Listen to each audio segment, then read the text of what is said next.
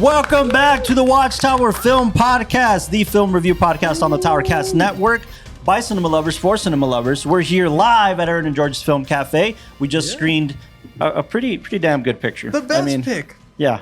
Whose pick was it? It's mine. It is indeed yours. I'm so before we introduce the film, I'd like to introduce my fellow co-host, Mr. Michael Lalo. Hello. Thank you guys for always being here. We appreciate it every time. Giving us a cinematography perspective, Mr. John Eric Castro. Hello, I'm a new Wes Anderson fan now, so. Oh, okay. Awesome. This did it for you. This one Okay, did it. all right. Join the crowd. Mr. Austin Young, make sure we're sounding good on the board back there. Woo! And I'm your humble film servant, Carlos Autor, giving you a writing, directing perspective, and then an acting perspective over here, an editing perspective over there, just all around, really good perspective. Yep. It's going to be fun. Always. We're talking about Wes Anderson's 2014, the Lao calls an epic. I guess we can call it an epic. Definitely an adventure. An epic. An epic. Wow. Grand Budapest Hotel. Man, what a ride. What a Yeah, ride. I love this picture. This is interesting. I mean, we're going to be coming back. I wanted to do a Wes Anderson pick. I picked this I sort of forced you into it. But I wanted to do a Wes Anderson pick ages ago because Asteroid City was going to be coming out. That's right. And I wanted to do Rushmore because it's Back to Jason. basics. Well, it's Jason Schwartzman. It was his last leading role in a Wes Anderson film. Really? Yeah, before now Asteroid City, right? Before right. Asteroid City. Yeah. But as far as like a singular narrative and Wes taking full control of a story, he hasn't done it since Grand Budapest. I think so. In the set building, in the miniatures and everything. So seeing his ability for the singular narrative. Right. Because I know we had French Dispatch. French Dispatch for me did take hold of the story as well, but multiple stories. Before we dive into our thoughts, because we're going to ramble on for about an hour, before we even do that, we'd like to take some questions, some audience participation, ratings, even if you come up here and tell us just a quick thought on the film. Even if you see this lovely floral chair here next to Mr. Austin Young, we have a microphone right there. Whoever would like to come up and just give a quick note on the film. Any thoughts at all, positive, negative? We love it all. Yeah, I'm looking at you, Noel. Oh. Somebody's getting called out by name. I know, we're getting commotion in the Might back. as well. I'm looking at all four of Too you. much coffee there. One of you is coming. Just give it a rating. Anything at all. Okay. Well, if you don't want to come up, always fine. Anybody? Going once, going twice? Anybody want to come up and say? Appreciate it. Oh man. I will be the representative. Hey, all right. Thank you. I hope you got everybody's scores at that back table. And I believe Mr. Lau here is a friend of yours, but can we get your name for? Hi, I'm Jess. Hi, Jess. Thank you Hi, so much for Jess. coming up to the mic and giving us your perspective. I would say like everybody at our table absolutely adores this film. Okay. Most of us have seen it multiple times, and as like all of us being artists, we really appreciate like the art direction and the cinematography, the filming, the acting, colors, everything. The colors, like the color palettes are iconic for most artists and whatnot. So a very 10 out of 10 film all the way around. All right. Awesome. Had everybody seen it before? This is there's nobody new. Okay, so I think so. I think everybody's fans of seen the film it. all around. All of us were really excited to come watch it and get to enjoy the food and that kind of stuff. So awesome. it was really good. Well, thanks for coming, Jess. Appreciate it. Thank you so much for Awesome. giving us your perspective. And I agree. I couldn't agree more. When it comes to color palettes, I think this was Wes's kind of first thing. Yeah, thank you so much. We were talking about the designer recently because I made Mr. Lalao jealous a little bit that I'm going to be meeting the designer at Adobe Max this year.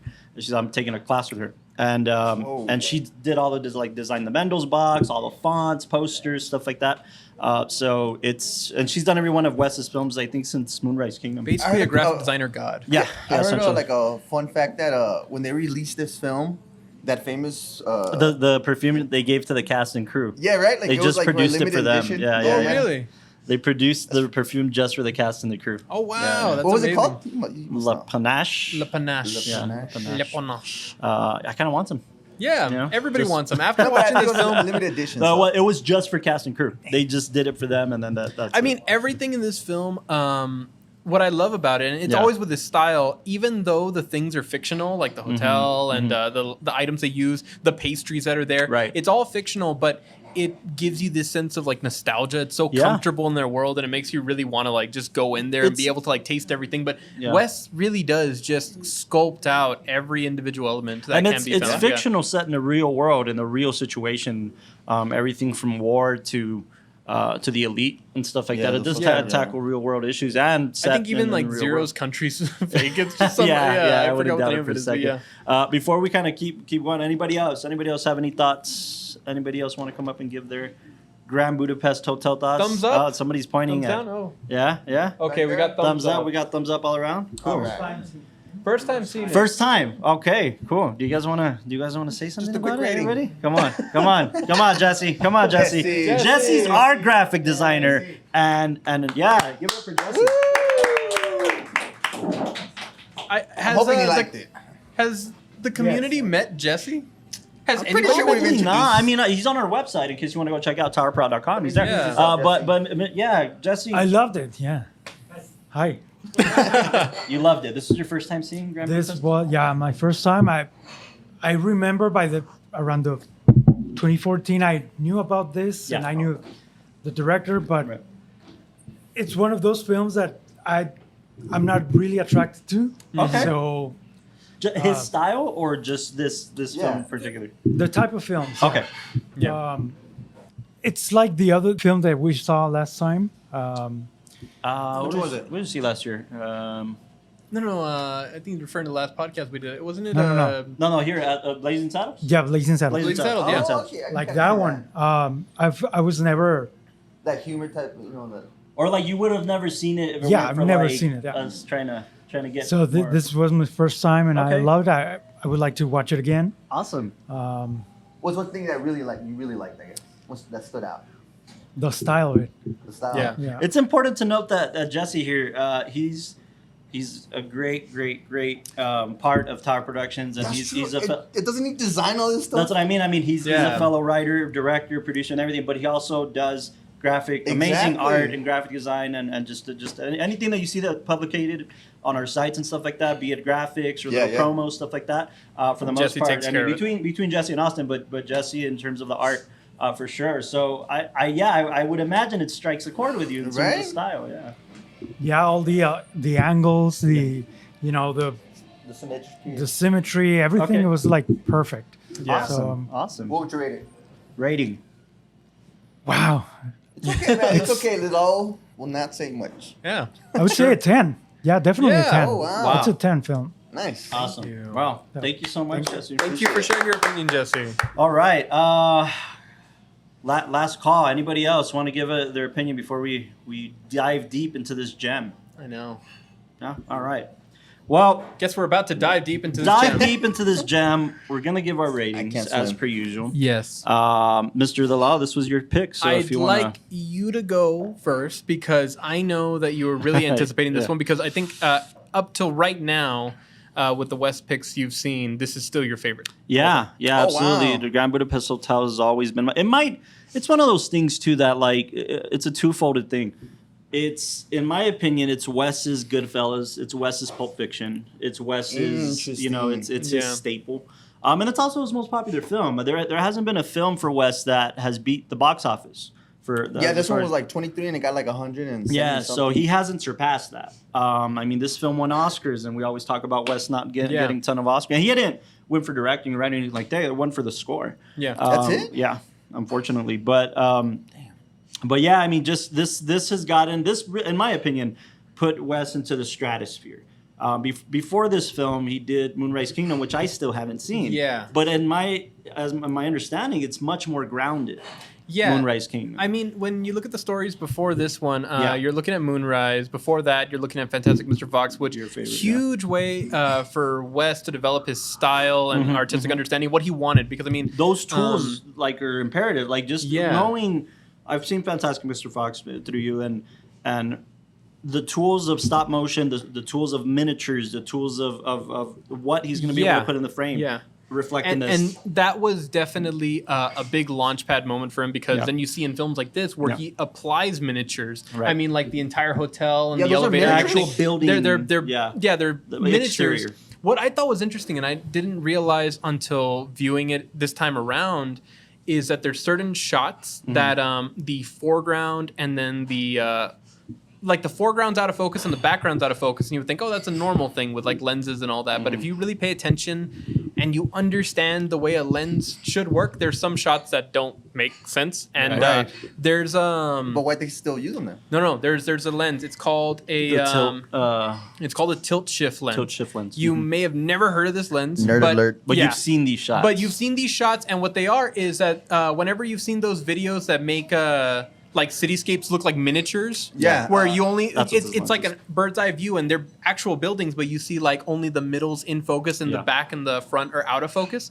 It's to give it that miniature effect, and they used it a bunch here, which for the cityscapes. And but what's interesting about that is that a lot of films that you see use practical effects to try to like make miniatures and all that. Like when you look at like the Star Wars films and all that, they were trying to make the miniatures look like they're real. So a lot of the lens choices, a lot of the compositions were to make them look larger in scale to really build them up. This did the reverse. It tried to make everything look smaller. It tried to make the real world look like a miniature as opposed to trying to make the miniatures look like the real world, because it adds to the style. It blends them together really well. And this is where the Law and I get in this conversation about whenever we talk about, it's like anybody else, me being a Scorsese fan, when people talk about Goodfellas being the end all be all, I don't think that's the case. So when everybody talks about Grand Budapest, there's so much more to Wes, and I agree with you. But when we talk about it being an epic, I also think this is one of Wes's most intimate films because of stuff like that.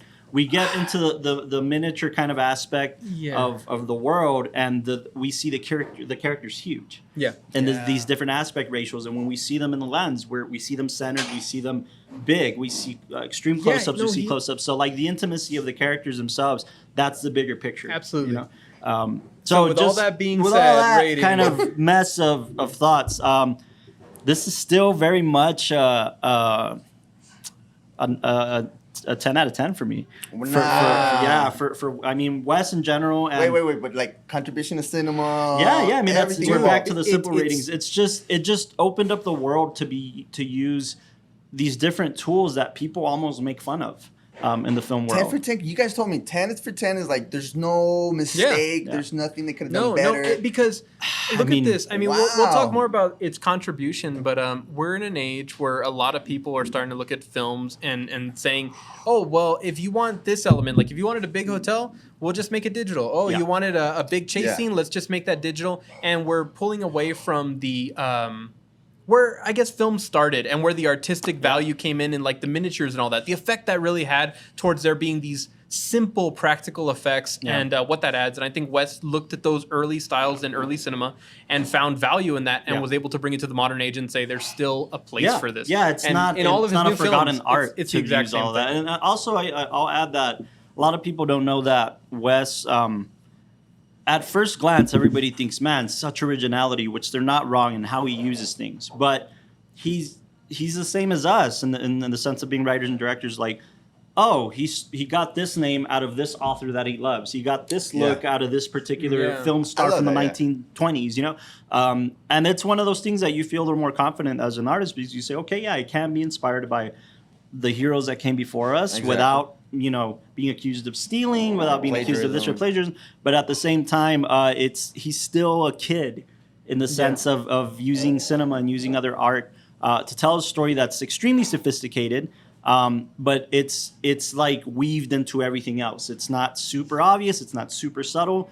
And that blend of elements make him a great storyteller. And in my opinion, still the best film in his catalog. However, I do see growth.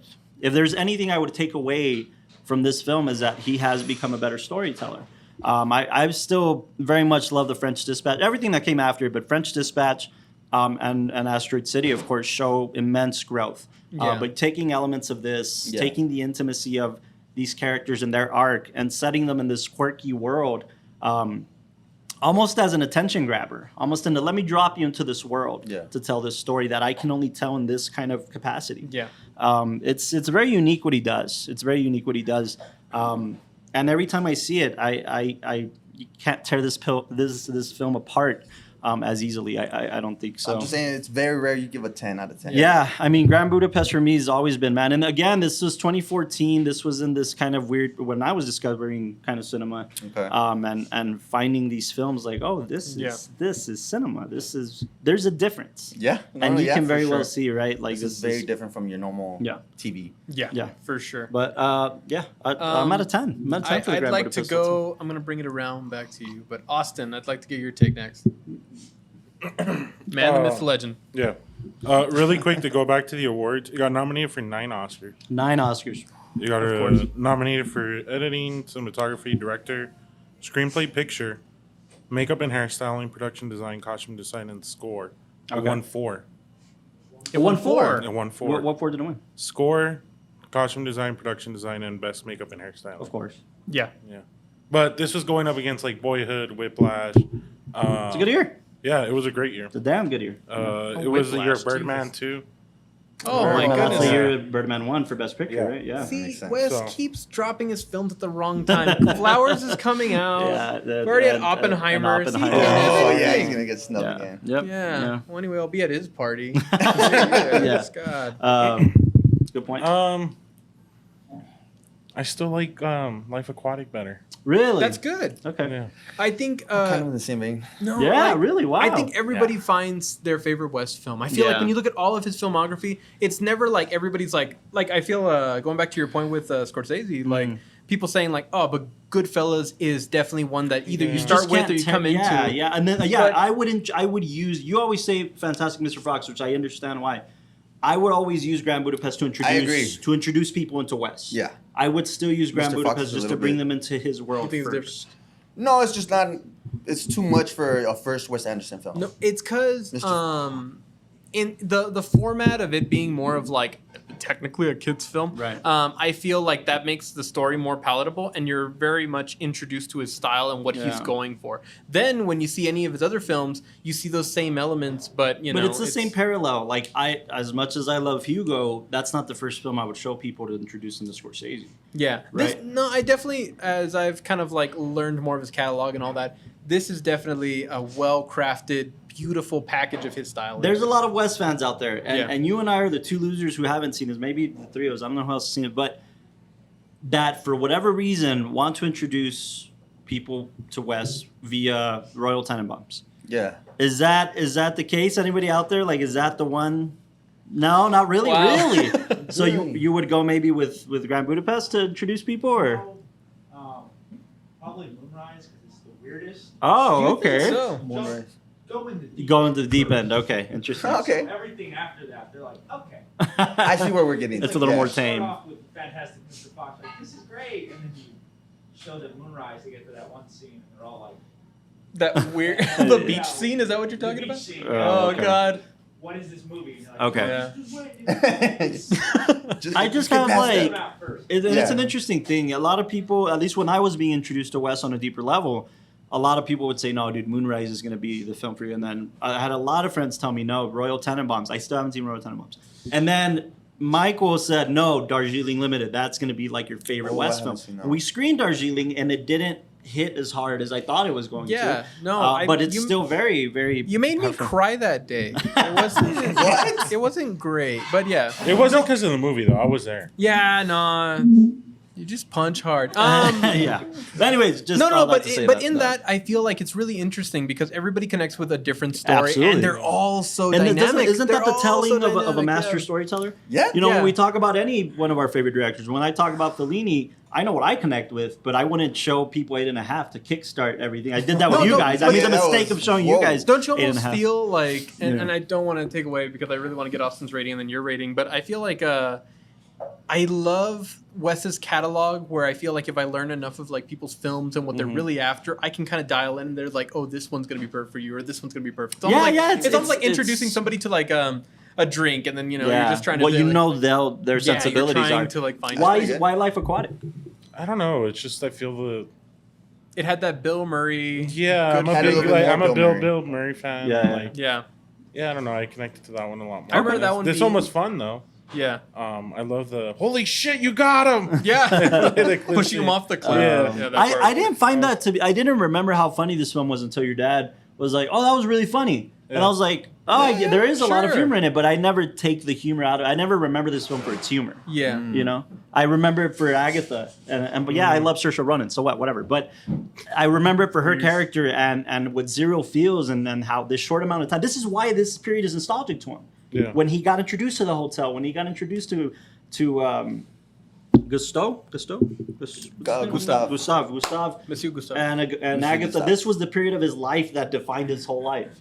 I get that so much, and I connect to that. So that's why this for me. Yeah. But rating. but it was good. I'd give it a solid 9.2. Okay. What did you give Man, Life Aquatic? These are high ratings. I think I give that one a pretty high rating. Yeah, I think we're like a 9.7 9.5 or or something. something like that. Yeah, and Okay, I think fair. still Life Aquatic to me was. Interesting. Fair. And for you? But it proves the point, right? Like Everybody's got their palate. connecting with a different West film. Yeah. With me, see, I'm barely getting introduced to Wes Anderson, so Wes. Not No Wes. tea. No tea. Kanye West. No, and I think this one really showcases what Wes Anderson does. Yeah. Okay. Storytelling, the cinematography, the Scale, everything, right? the characters, the memorable characters. Performances Yes. are- Yeah. I don't know why I wouldn't rate it above 9. Okay. I mean, if it's not hitting your palate in that Right, way, yeah, that yeah, makes yeah. sense. Yeah. Because I like the story where you're trying to piece it together, right, and see what's going on. Yeah. But I probably rated an 8.9. 8.9. Okay. Yeah, I like the whole the antagonist of Adrian Brody and Defoe. Defoe. Oh yeah, Defoe's Juicy Defoe's so characters, subtle, right? but it's just those Yeah. characters that you need Juicy in this characters, type of yeah. film. Just to, Yeah, especially like anytime you look at Defoe in the background, just looking menacing, Yeah. and then nobody's thinking like, wait, this guy looks like he murders Will- people. and they're Like, even why are like they just lighting showing him weird too, no? I love it. I love. Yeah, I heard a yeah. podcast with Defoe today or yesterday. He was on WatchTower, and he was talking about. They asked him like, "What's the relationship with Wes? You obviously work with him pretty much in every Ooh, picture." okay, what did he say? And he said, "Well, the first one was Life Aquatic," and then he brought me onto that, and that was the first time. He's like, "That holds a special place in my heart because I met my wife on that set." Oh, okay. He's like, we Really? shot in Italy, and now I live in Italy. He's like, my wife's Italian, so like I met her on that set, and Nice. and he's like, but it's that thing where it's like you'll ask any actor. He's like, when you finish a film and it just feels good to finish that film, that you tell the director, let's do this again. And it's just been that relationship with Wes. So like something like this, like he's like most of my Wes Anderson films are cameo roles. If Yeah. you really think about it, I mean French Dispatch and everything, like they're Yeah. really just these small cameo roles, but they fit the bill. Yeah. Right? They fit the bill. But wouldn't that be the same with like Bill Murray? With, Yeah, it's Yeah, the same, but no, because they were because- his early boys, you know. Yeah, exactly. Owen Wilson, you know, we talked about Owen Owen Wilson. Wilson being, you know, they grew up in Dallas together, pretty much. Dallas and Austin. They. I heard somebody else did a cameo. Who? Wes. I'm sure he did. I don't. Yeah, I I read remember. He somewhere- does a Chuck. cameo. Who's Chuck? I read something about Chuck. Chuck. Yeah. I bet I don't it's when they're talking to all the different hotels and one of them Oh, like has maybe. probably like there in the background, Oh, so okay. it has to like. I Take a thought you letter. would have known. No, I didn't- no, but I like Yeah, the he makes a cameo. only West cameo I know. Oh, fun fact about why he does that. The only main cameo I know is that he's the realtor from Fantastic Mr. Fox. He's that Weasel. Yeah, Oh, he yeah, just he decided did to become tell that us, Weasel. Yeah. No, he got the idea for the cameos, and he's tried to do it with each of his films when he can or when he wants to. Right. From Hitchcock. Apparently, Yeah, of course. before Wes became Wes, his favorite director of all time was Hitchcock because he says that was the first time he had seen a director where more than like highlighting like, oh, this actor's in our film or that actor in our film, they were like, this is a This Hitchcock is a film. Hitchcock And that was like, he And you know, it's the same thing, right? Yeah. When we identify an auteur, we know when Oh, it's a yes, Wes dude. Anderson film, right? So it's so funny, That's but something Wes has. it's interesting to hear like that because Yeah. I remember seeing Wes and growing up with Wes and Yeah. then seeing multiple of his films. What made me want to be the type of filmmaker I am is him being so distinct in his style. Like Yeah, I was like, the when you see details. his, you're not gonna be like, oh, I Yeah. wonder who made this. It's automatically, it's so ingrained. Like, and by you the know, way, that Wes his, spirit. it's the type of relationship I want to have in collaborations with film. Yeah. His cinematography he's used since Bottle Rocket, Yeah. since the very first thing. Yeah. The same he's dude? been Robert something, I forget the name of the DP, but he's been with him since, and still hasn't, you know, kind of taken away from that. So, What's up with the aspect ratio on this one? okay, I'll get to that, but Okay, I was we're at least I kinda noticed comparing it. I was ratings. like I'll I say think this I right see away, it. just in terms of palette, yeah, 8.9. 8.9. Yeah. In terms of palettes, the reason I really love this film is or why it's, I think, tailored to my style is because it's this kind of sophisticated story of love and loss through history and class, and there's so many aspects that really have to exist. Just like we talk about all these films that like the world has to change for this story to happen. Yeah. This is exactly what's happening here. I like the ending. You know There's what I very mean? few endings that I like in this one. Yeah, and it's got this touch of magical realism, right place, right time. You know, these simple situations that end up being these grand kind of tools to tell a story, right? I just really appreciate that about Grand Budapest Hotel, and yeah, I don't know that he's done it since, right? Wow. So as far at as least on this level, as far as my humble rating, yeah. which I'm gonna be surprised. I'm not surprised. That's a stupid sentence. You're gonna be surprised. I'm gonna be surprised. Give me a minute. Timestamp that. No, I would rate this a 9.5. 9.5. I'm gonna rate it under you, even though I picked it because again we talk about growth and this. Yeah, it's fair. I remember when I first saw this, I was already starting to get in kind of a Wes Anderson kick because when I was a little younger, I remember seeing Fantastic Mr. Fox when that came out. I missed the train of seeing Moonrise Kingdom, but after like I heard that this one was coming out, I was like, okay, well let me start to look a little bit more of his films. I saw The Life Aquatic, I saw Moonrise, I rewatched Fantastic Mr. Fox, and then with all those, I could see his style and what he was going for. I felt like the one that was most encapsulating at the time was Fantastic Mr. Fox. Yeah. But then seeing this, and even before French Dispatch and Asteroid City, I was like, he's just gone to this pinnacle in his level and his style and his expertise as a filmmaker. I love that. To create this very much his own personal vision that's unflawed, untarnished by anything else. And I really, it felt like a ceiling. It felt like I don't know where he can go past this. Now that I've seen things like The French Dispatch, where basically he uses similar storytelling elements there throughout the entire film, and so eloquently and easily. It's like I could make another Budapest if I wanted to. Kind of like it's true. When I saw French Dispatch, and then seeing like Asteroid City, I just feel like now he's really sharpening the tool where anything he makes after this, as far as singular long form narratives, he's really dialed into whatever. Super Saiyan. Honestly, I mean, an exponential. Really, he's finding so many new elements to add in, and just super. It's funny. Yeah, I keep mentioning this very well-defined style, even though a lot of people try to like recreate it. And we went through the whole Wes Anderson meme craze for a while, like stop acting like a Wes Anderson film. That's right. Even, that was recent. Even though that exists, it's still like you could make a film where everything's perfectly centered and it has a certain like pastel color palette, but it's not going to feel like a Wes film because really he has that kind of like touch. I told you, like when I screened Bottle Rocket, I was so surprised to see it so far removed from this this style. You saw some Wes sprinkled in there, but it was Luke Wilson's character falling in love with a hotel maid and planning a heist with his dumb brother, who's actually his brother, Owen Wilson.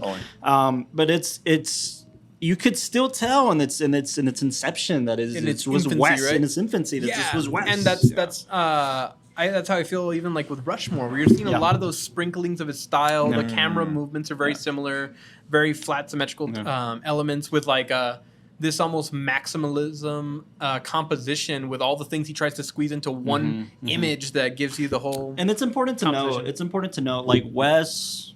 It comes to no surprise, Wes is a cinephile, and when we got into like we haven't done Darjeeling Limited for this podcast, but what struck me the most is like I think that's part of the reason why I was like.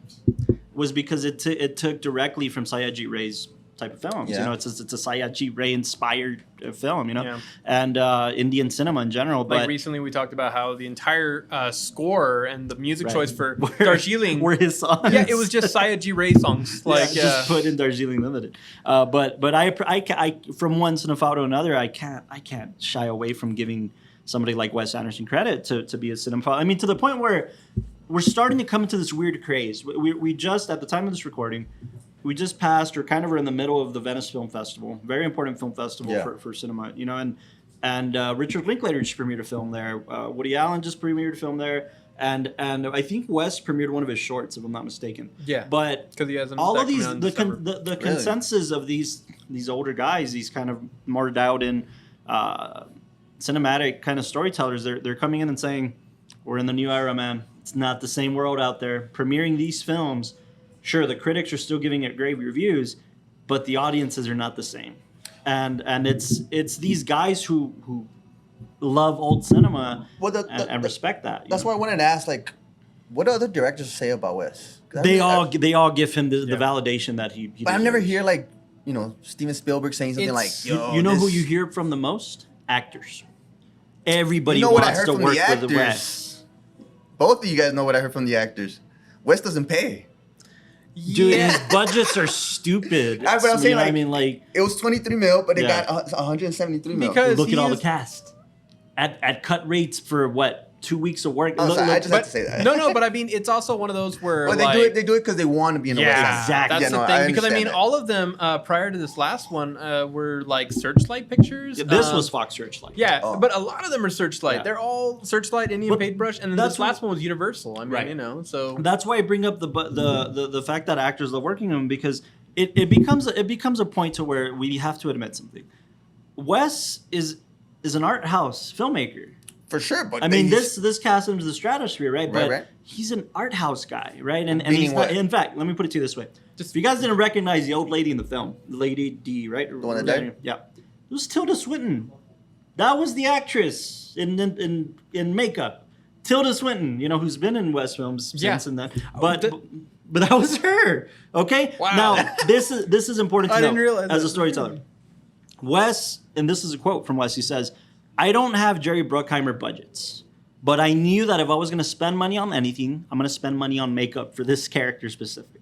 Okay. I need this character to really sell it, because if we don't believe that this is who she is, the owner of the Grand Budapest Hotel, Right. and why this guy is so enamored, and why she's so elite, right? An elite that he fell in love with to a certain extent, right? That he'd do anything for. If we don't sell that, this film is not going to work. And when a filmmaker knows where to spend his money, and when you get to that point of like, okay, if I'm going to hire Scarlett Joe opposite Jason Schwartzman, I'm going to hire them for this intimate piece where they're across a window from each other, saying 10 lines and maybe the whole film to each other, and I need to sell that, but I'm not going to pay them. I'm not going to pay them 10 mil a piece for No, I this, know, and I get especially the volume of quality actors, right? It becomes a thing where like, do you want to come in and help me tell a good story? For sure. Right. For especially sure. like when you look at people like Bill Murray, who doesn't want to work consistently with anybody, but he's like, I That's give true. an with him- immediate free pass to Wes, because I know like with Murray, you have to call a hotline that's his own personal That's hotline. right. And you That's gotta right. He pitch, doesn't have an agent or you don't anything have like that. No, right? you got to That's call a right. personal hotline. That's You got to right. leave a message saying your pitch idea, and then if he likes it, he might call you back if he remembers. And don't But, get me like, wrong. Wes, Don't get me yeah, wrong. okay. Let's That's what I point strive out for. the element in the room, right? We're in the middle of a strike. We're in the middle of a SAG strike. We're in the middle of a no, I'm just joking. We're in the middle of a writer's strike. We're in the middle of a SAG strike, and it's important for actors to get paid what they need to be paid. We're not talking about scale here. We're talking about tens of millions of dollars per actor. Yeah. Right? I mean, Adrian Brody had just, how long was The Pianist? What, 09, 08? I mean, That was great when he won, yeah. And he just won an Oscar, right? I mean, the guy could do anything. The guy consistently decides to work with Wes. No, I get it. You know, yeah. these That's guys, awesome, it man. becomes a choice. When you get to that point of like, I'm just going to do it because I know what he's going to produce. But I'm just right? saying, like, you don't think, like, afterwards, like, the movie is just a success and he sees all the box office and like, hey, am I going to get a cut of that? They probably do, man. Back end is a huge deal in Hollywood, right? Actors are the first ones to See, get it's 'cause back I don't end. know how Wes is. That's why I don't know, like, if he's I don't. He's like an a actor. Hitchcock. You Yeah. said he was, like, kind of like Hitchcock. Whoa, I know. no, Ken Myers Hitchcock. In terms of actors or treating actors like shit, I don't know that I would go that far, but no, everybody loves it, dude. Like everybody will. They Exactly. wouldn't come back if they didn't. Exactly, no, in yeah. terms of treatment, And, payment. Edward everything, Norton right? said that in a podcast. He was like, yo, he doesn't pay anything. And he's not good to work with, by the way. Imagine that. Like Ed Norton doesn't have a good reputation for working with Ed Norton. So, Oh, really? Yeah, dude, he's a a nightmare jerk. on I set. thought he was the You nicest remember? Incredible Hulk. No. Do you remember Birdman? That whole like. Fit? Oh, no way. Yeah. No, he's written Yeah. as a nice guy. So see, he's Yeah. even bad at acting. Yeah. No. He was like they tailored the role around him because Right, that's right. kind of how he is in real life. Wow. Yeah, dude. And there was an incident there with Emma Stone. That's a whole nother I guess Really? American podcast. History Yeah. X got to him, I guess. I guess no, but I mean he has his production company too, and he has prestige. The reason the reason he's not in the MCU cast is because he wanted to rewrite. Oh, I did read that. the He whole wanted- yeah, he thing. wanted, like, the whole yeah, control dude, I and mean, stuff. come on. So, anyways, My bad. yeah, a little side rant on Ed Norton, but my point is these guys don't have to come back. Like these guys don't have to give Wes the time of day, and that's it's one of these weird kind of fantasies, right? You want to get to that level of telling good quality pictures and just hope that the best of the best want to work with you on this thing, And even despite then, I its mean, quirkiness, despite the he really does. Every behind the scenes, every interview you see with West and the actors, he creates families out of Yeah. this whole thing, Yeah. and that's why there's such great chemistry with Yeah. everybody involved. And you've always seen it in all of his films. and I can't imagine his sets are like just seeing behind the scenes and stuff. They're just fun. yeah, man. You don't have this weird See, I haven't factory seen kind it. of filmmaking anymore, Okay. right? Like Yeah. it's a fun set at the end of the day. I can Um, imagine in Astro City that they built the whole. The- Well, the town, right? They built the town, and not Yes. only that, but because it was really out of the way, it was somewhere in Spain where the land's like flat and barren. All the little like motels that they had there, that's where they kept the cast. And then Right. when they would come out, they'd say, "Come out in costume." So basically, that's They good did the same budgeting. for Grand Budapest. Yeah. So the hotel that they shot at, they literally did shoot at a real hotel and then just kind of Set took dressed it. everything out, set dressed it for the different eras, which is why I want to talk about the aspect ratios. Yeah. But Oh, all that's of, what it is. all of the actors stayed in the same. All of the cast and crew stayed in the same hotel. They got up, they ate breakfast together, they ate their lunches together. I mean, like he really did Like a develop whole- this really. If we're gonna be off shooting the scene for 6 months, we're gonna be together for every kind of waking minute, you know. Yeah, yeah, And I we're like gonna that. become a family. I mean, that really is the environment that. That's Wes smart creates. budgeting as well, right? Like, Well, I mean, yeah, no, but it's why just not? super impressive because Wes has loved the idea of cinema that brings people together, and he takes that with him from his early days, where it was just him working with his friends, and they'd all stay together, and then they'd get up in the morning and they work on a film and all Yeah. that, and Yeah. it's funny, but. Where people feel like, okay, that's like when you're in your indie stage, you're in your school stage, that's kind of where You it starts can- and dies. yeah. But here, he's shown that he's brought that to the professional sure. scale, and Yeah. it shows in his films. I You just can feel tell like- it's homegrown, man. Yeah, Like man. he's a Texas kid. You know, he grew up in Dallas and then went to UT Austin and he was just making films and in a time where Texas really wasn't doing much. You know, I mean, he came out of it feeling like it feels like Wes was always like a New York transplant or something. You know, like he was this artist, but he's a Texas kid like us. You know. so before this one, was he known? Oh yeah, He was known. Yeah, yeah. So, Yeah. why Not- was it such a low budget then? I guess I'm asking. Because you're still not going to give somebody that amount of trust, right? I mean, Oh, that's like you what I'm said, asking, right. Indian Paintbrush, they didn't have big distributors. Fox Searchlight is an indie film company Right. to a certain Yeah. extent, right? So And a lot of the their I'm film just budgets trying to are imagine, like, imagine their him film with a budgets are budget. in the 10 Yeah. to $30 million range. They're never going to go outside of that really Yeah, scale. they're super low budget because they stay in the indie sphere, and then also a lot of his other films they have that indie texture Yeah. to them. Moonrise, it's just this small, like little island where you just kind of get a bunch of little cast members and they're all working around that, but it has this indie texture to it. It's Not just that, but it's like anything else in Hollywood, right? Low budget, you get more control. yeah.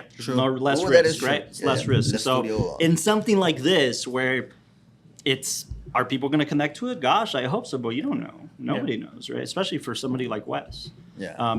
Aspect ratios. Yeah, you asked about the aspect ratio. So this film has 3 aspect ratios. I knew. 137, 137 for the main sequences, right? 1930s. Yeah, the main kind of. Yeah. 185. I love that. 1851. For the middle stuff. Yeah.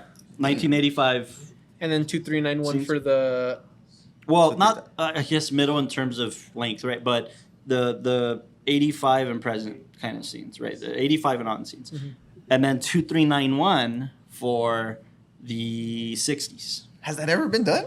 Yeah, Yeah. But Oh, again, okay. borrowing from old Yeah, yeah, yeah. storytellers. But borrowing he from does it so much now, especially like with his latest a one. French Dispatch, man. Yeah, French Dispatch, and then also the latest one, Asteroid City. Oh, yeah, for the plays stuff, The, the plays. the main sequences are done in 2391, but Yeah. then when it cuts back to like the TV, then Because it's 13. desert Yeah. western kind of aspect ratio. What is it, I 136? gotta try that.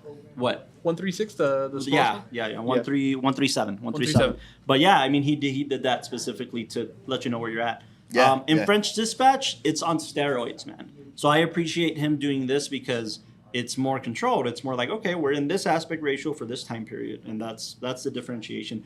In Dispatch, man, it's kind of everywhere. Everywhere? Yeah, it's kind of all over the place to a certain extent. That's the With next one I wanna see intention, from with Wes. intention, but it is a little more on steroids. Yeah, French Dispatch is definitely like I think his most jarring film. Yeah. Like I remember the first time Yeah. we watched it, there was so much being thrown at us. We're like, we didn't get Sensory half overload. of Oh, that. really? Yeah, Sensory yeah. overload. For Yeah, sure. if you ever have the time to go and see that one. You should never introduce somebody to Wes Anderson via French Dispatch. They'll Just hate put it. This way. They'll hate it. They'll absolutely hate it. yeah. They'll be like, this guy's pretentious.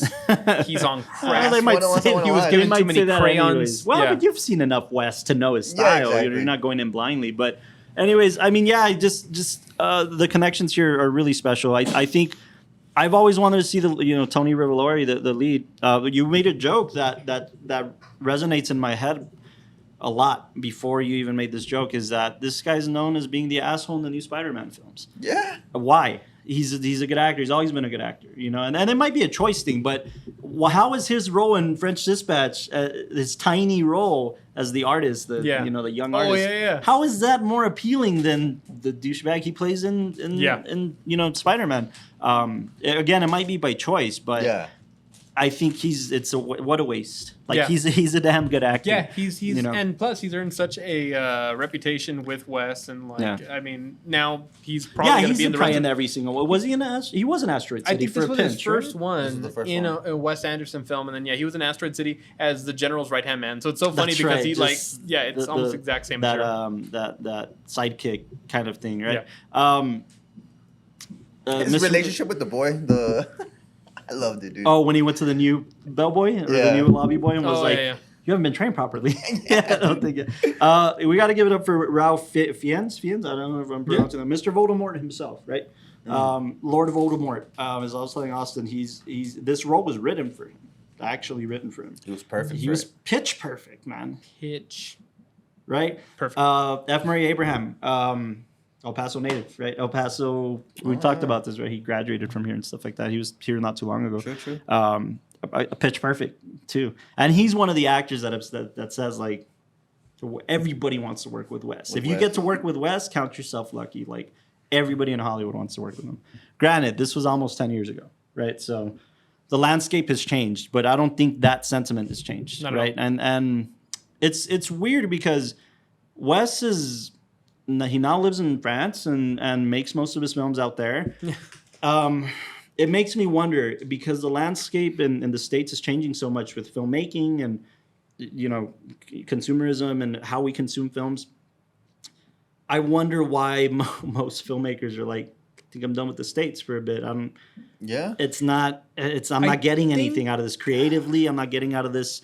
I read an article recently, and as controversial as that topic is with Woody Allen, I read an article that he's like, I made my last film in France because I can't raise money in the States anymore. Yeah, that's what I was going to mention.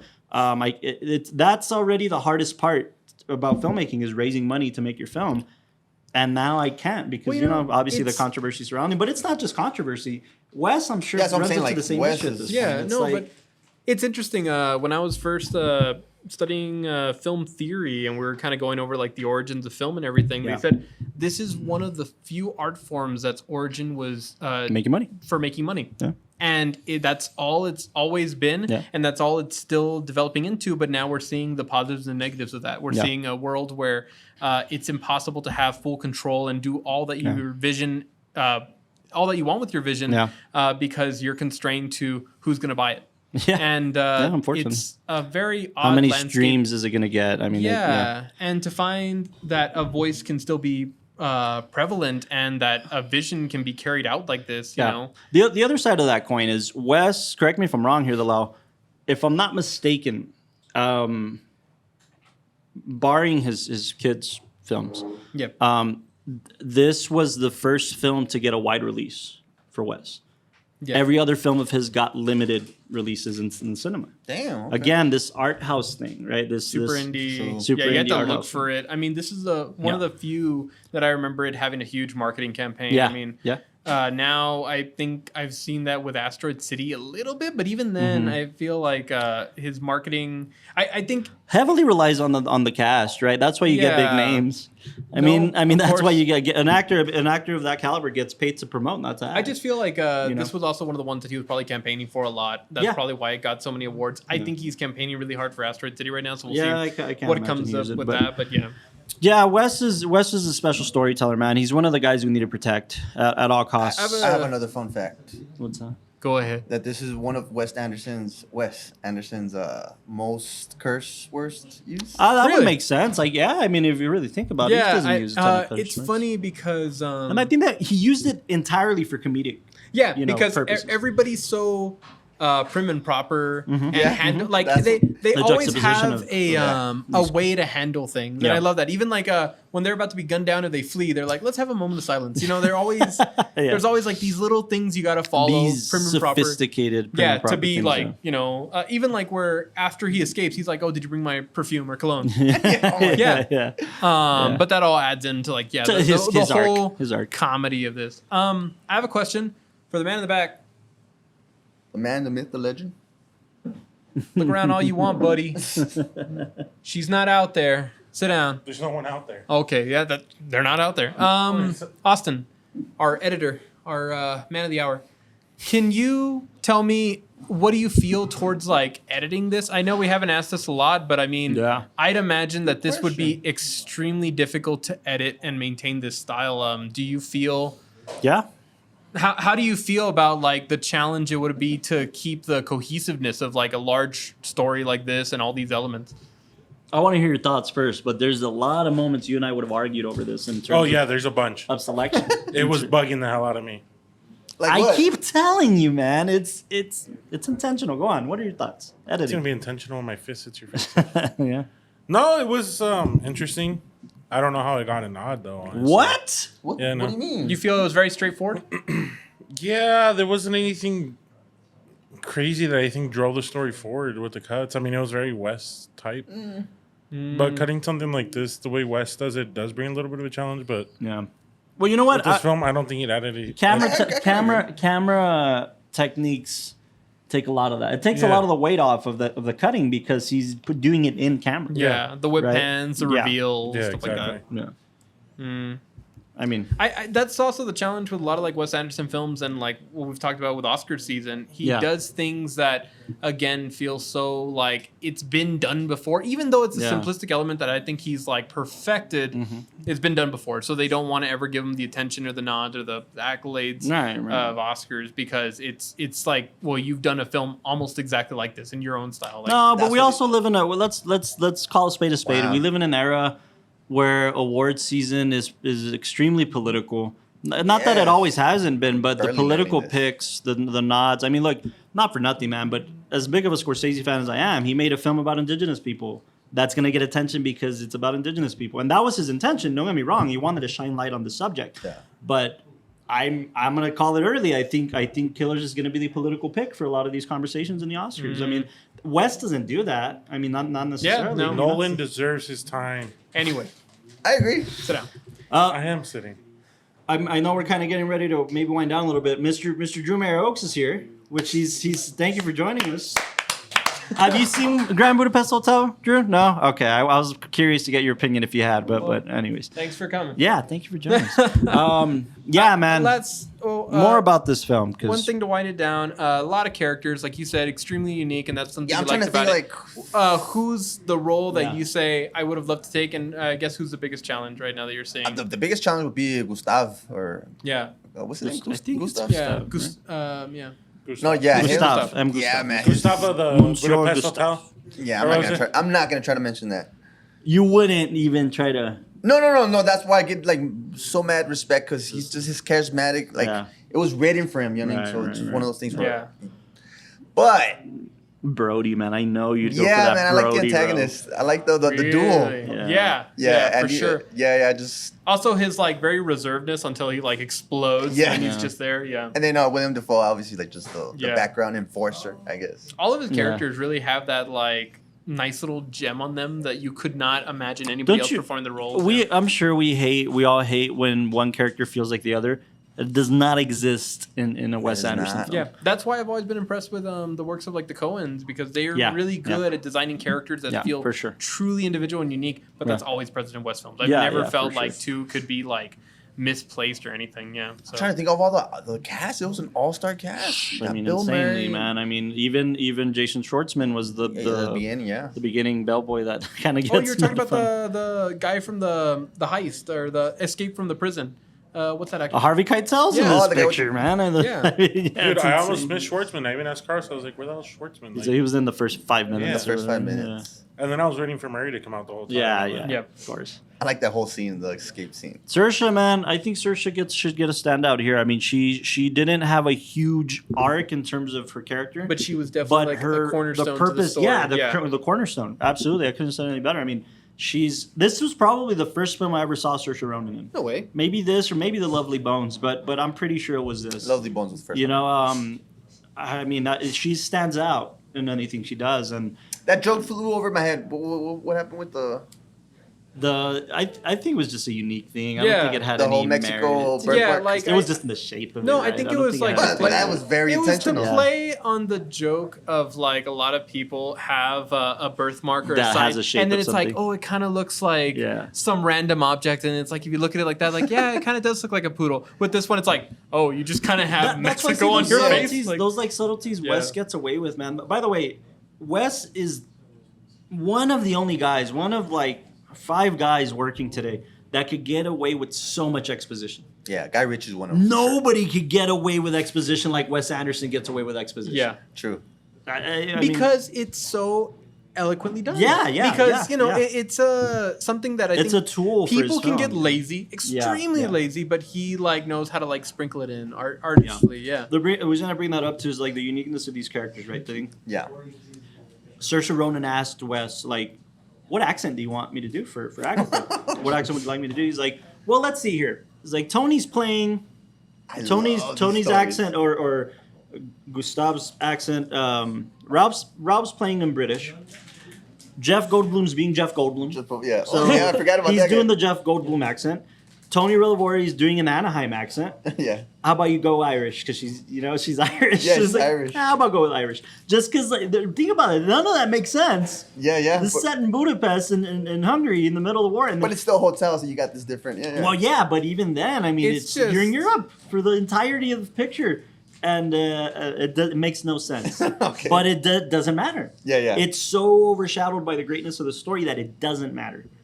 When a filmmaker can do that, man, where he's like, I'm going to put this in here. They're not going to notice anyways. You don't notice. Yeah, I didn't. You don't know? even think about it. You're Yeah, not even trying you to don't like think place about her. She's just another. That's why I kind of refer to it as an epic, and we'll touch on that, and then I Yeah. think we can wrap it up. Yeah.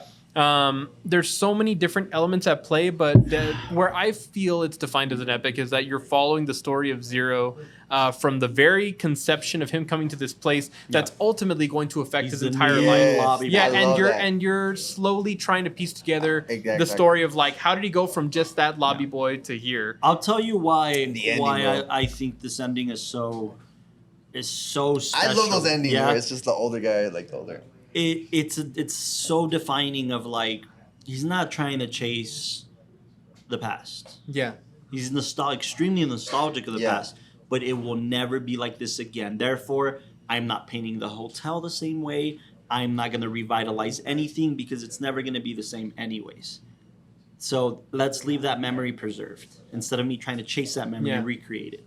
That's so special. Yeah. That's such a, and it's an art. Like F. Murray's, older Zero. And I love that Wes does that. Everybody has been stealing this type of thing since. Let's use what's the name of the actor, the writer? He's a famous actor. Oh, Jude Law. Jude Law. Let's use Jude Law and have him be the catalyst. He's going to be the writer, asking him, "Oh, I heard a story about this. Yeah, Let me yeah. get what's the story?" And that's going to set us off into this journey. Everybody's been ripping that off, dude. Yeah. Let me use the writer to kick off the story because Yeah. he's writing an article, he's writing a book, he's writing whatever. And he doesn't even end up writing anything. He just ends up there sitting and thinking about it and About- absorbing it's this absorbing hotel, the- absorbing the room. Yeah.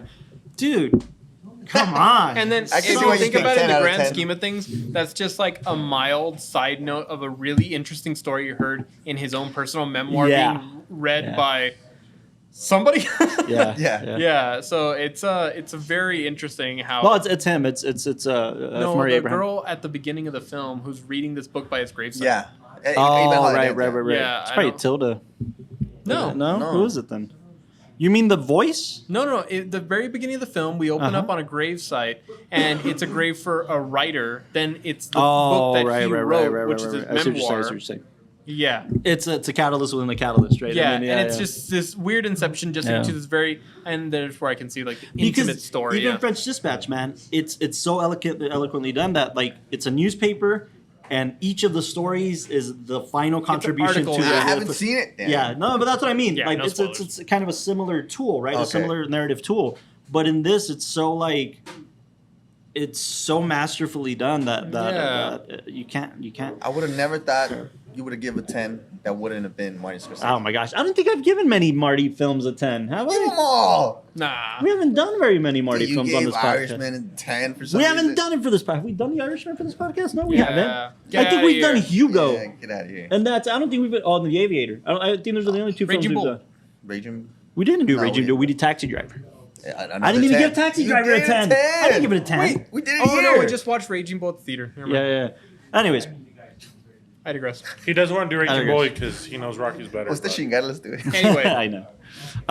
Welcome back to the Marty Scorsese podcast. Exactly. No, that's bro. in a couple I So- think it's a record. 8 times mentioned. Yeah, probably. Final And thoughts? half of them were him. Final thoughts, Castro. Final thoughts. You know what? The next one I gotta see is French Dispatch. We might cover it on the podcast. It's a great picture. Yeah. It's my second favorite. But it's because Wes. he's saying that it's kind of too much. no. It's But sensory overload, you've man. come into West. Yeah. You're here to You're stay. ready. I probably You're watched ready. 3 of them. You're ready. I'm You're ready? fine. Yeah. Yeah. You're ready. After seeing this, you're Fantastic ready. Mr. Fox for sure. After seeing this, you're ready. Okay. Yeah. No, yeah, man, I like it, man. I think Wes is one of those guys that he's like me. I like everything symmetrical, Yeah. you know, perfectly placed, especially if seen from your work. You know, I'm really falling in love with that type of work. And yeah, man, I just got to see Wes more. I got to. Yeah. There's Intake a a little bit world. more of I his think work. you'll find a film that's perfect for you. If it's not this one, he just had such a wonderful catalog. Yeah, There's very few directors I can say I can hope we're going to cover each of their films on this podcast within time. We're going to cover every Wes film on this podcast within time. From what I hear, man. he has a good catalog. Yeah. There's very few that we can do that with. And Wes is one of them for sure. And I don't know. I'll stay with an 8.9. I don't know why I wouldn't. I just need to see more. That's It's fair. just, Yeah, I like the whole story. I like. And you remember get a just- lot more out of this film when you see it a second time. Yeah. Just like Probably in- true. Yeah, because I probably missed a don't- lot of things. I I don't will say think this: she's- your dad. Sorry, I just want to give this thought while you're on it. Your dad said something before he left that struck me really hard. First time I saw this film, it was Yeah, when he usually says that, I just ignore him. well, you know what they say. No, but the first time I saw this film, I remember thinking the young zero, old zero thing was a twist. I was like, oh, we didn't know that was him the entire time, right? Like I walked out feeling like that. I caught that really early. I think you caught that very early, like I don't know how to put it, but like You almost you catch it? forgot. you about almost that. forget. Yeah, it's so far removed from the main story. You fit, Me, I okay. was like, I saw it. I was like, oh, I even asked you. I think. Okay, you see, so it's a thing. Yeah. But the reason I bring that up is because it's so far removed. Like we're not stuck in this old man's story, you know. Okay. It's not, you know what I mean. We're not stuck in this old man's story. We're deep diving into the Oh, I see journeys what of you're his saying. mind. Like Right. it's Yeah. so far removed from like, oh, old Zero's telling us young Zero's story. Uh-huh. It's like young Zero lives, you know, in its own Yeah. kind of bubble. Your dad mentioned like. Something like that, like, oh yeah, it's very cool that it ended up being him owning the hotel. I ended up him being the older guy, right? I think And I was it's- like, okay, good. It's not just me. Like, it is a feeling that we get of like, oh, that's right. This old dude owns it. Like, Yeah. he just kind of I slips think- it in you the know what it is? beginning. You know, I think it's the fact that there's so many different elements that come at you Yeah. at once. Yeah. Visually, Yeah. characters. You're supposed to pay attention to everything. Especially like look at the way that he opens up the scene, describing like, oh, and then this is the concierge. Right. This is the person that comes in once a month to say Yeah. what the owner has to say about the building Yeah, and all that yeah, kind of yeah, stuff. yeah. There's I so love many different elements that like at a point forget. you're just like, oh wait, let me try to keep track of everybody so I can understand that Yeah. surprise. And maybe that was there. I just had, I've Yeah. always had that. And then I watched it 5-6 times since the Yeah. first time. But I remember the first time feeling like, oh, it was a twist. And then every other time after that being like, oh no, it's not. But it makes you think. It tricks your brain into being like. I mean, that's how I felt with the French Yeah, that Dispatch makes when me like feel I would good, miss 'cause so that's what many I was elements and then come back and be like, oh, it was. So I right do at the think beginning. watching it a couple times makes you feel I was like. feeling kind of like, am I alone on this? No, but look, we're zero in the story. We're the novices. Yeah, in that's a beautiful Gustav's way to put it. level, right? Yeah, right. We're zero in this film. We're like, because there's even a line that says Zero is confused. Yes, Zero is very confused. Like, we're zero in this film. We're not supposed to catch up to every element right away. We're supposed to get to this resolve that's like, okay, he got every. Look, man, it's poor man in rich society. This is Gustav's character. He's a servant. He's a hotel worker. He's not rich by any means. He lives in his servants' quarters too. Just people come because of him. Because of his specialty and everything, Just right? who he is. Exactly. And then he becomes one of them. Think about that arc. That was where he was gonna end up being. And then Rich gets shot. You know, like he gets shot and he dies, and that's life. You know, it has a very, it's going to be the most pretentious thing I ever say. It has a very Saya G. Ray feel. Okay. Because. Why is that pretentious, you sons of bitches? Anyway, because of us watching the Apu trilogy. And You know, seeing- Michael, that was a very pretentious thing for you to say. Hey, Austin, the yellow doesn't work. Sayajire. Sayajire, because we in the Apu trilogy we see this boy growing and finding like his footing, and then going from being like almost never having a strong connection with his father to then having to become one later on. Right. And here it's similar. We're seeing Zero start off in this very juvenile state to then be like not upgraded to mention class and status, right? We can touch on this a little bit, being from where we are. No. Zero's an immigrant that he constantly defends. In fact, it costs him his life to defend this immigrant. Even ask him like, why are you here? The war. Yeah. Where people are constantly going to be, judging his people and stuff like that. But that's kind of the motivation to be so protective over this boy. In a hotel where we have this kind of melting pot of people, I can really mold this boy who's lends himself to be coached. Definitely. Right? I don't know. It's that, even just that element of like, I'm gonna protect this kid.